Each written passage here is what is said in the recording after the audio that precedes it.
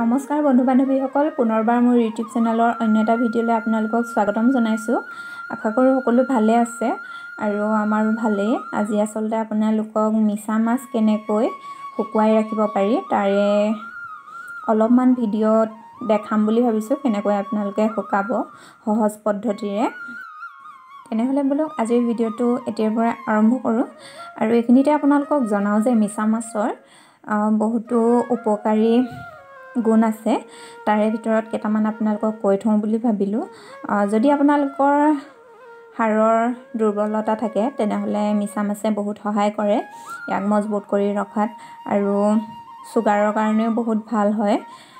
ই সদায় নিয়ন্ত্ৰণত ৰাখে আৰু লগতে প্ৰচুৰ পৰিমাণে ইয়াত প্ৰ'টিন আৰু আইৰণ পোৱা যায়, আৰু প্ৰস্ৰাৱৰ সমস্যা দূৰ কৰে মিছা মাছে, আৰু মিছা মাছে থাইৰয়ডৰ সমস্যাও দূৰ কৰে। গতিকে এইবোৰ সমস্যা দূৰ কৰিবৰ কাৰণে আমাৰ স্বাস্থ্যৰ কাৰণে মিছা মাছটো অতিকৈ প্ৰয়োজনীয়। গতিকে মিছা মাছ আমি খাব লাগে।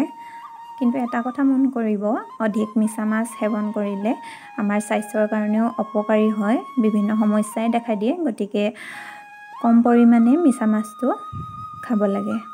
আৰু যিসকলৰ এলাৰ্জি আছে সেইসকলেতো মিছা মাছৰ পৰা দূৰতে থাকিব লাগে। সেইটো সকলোৱে গম পাব যাৰ যাৰ এলাৰ্জি আছে। তেনেহ'লে বলক আজি মিছা মাছখিনি আমি কেনেদৰে বেছি দিনলৈ ৰাখিব পাৰোঁ তাৰে কিছুমান পদ্ধতি আপোনালোকক দেখাওঁ বুলি ভাবিছোঁ। তেনেহ'লে বলক ভিডিঅ'টো চাই যাওঁ।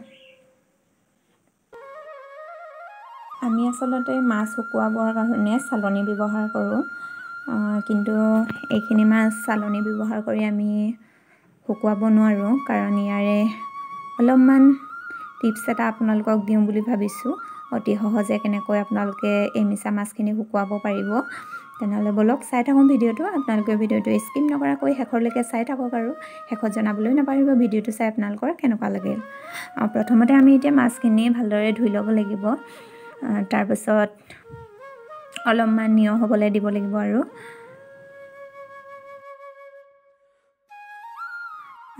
আমি এতিয়া কেৰাহীত মাছখিনি শুকুৱাম।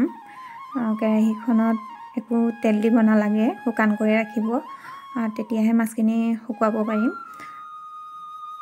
আপোনালোকে জুই ব্যৱহাৰ কৰিবও পাৰে বা গেছ ব্যৱহাৰ কৰিবও পাৰে, দুয়োটাতে আপোনালোকৰ কৰিব পাৰিব। জুই হ'লে বেছি ভাল হয়, সোনকালে শুকায়।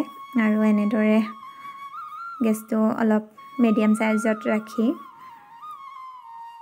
অলপ টাইম লৰাই থাকিব লাগিব আৰু ভালদৰে শুকাবলৈ দিব লাগিব। চালনীত আচলতে সৰকি যায়, সেইকাৰণে কেৰাহীত শুকুৱালে বেছি ভাল হয়, আৰু জুইত শুকুৱালে বেছি ভাল। আৰু জুইটো শুকাই থকা হৈছে এইবোৰ মাছ, আৰু এইখিনি কেঁচা মাছ।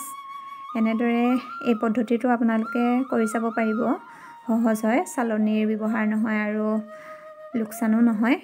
তেনেহ'লে আজিৰ ভিডিঅ'টো ইমানতে শেষ কৰিম বুলি ভাবিলোঁ, আৰু পুনৰ নতুন এটা ভিডিঅ'ত আপোনালোকক লগ পাম। আজিলৈ আহোঁ তেনেহ'লে, বাই বাই।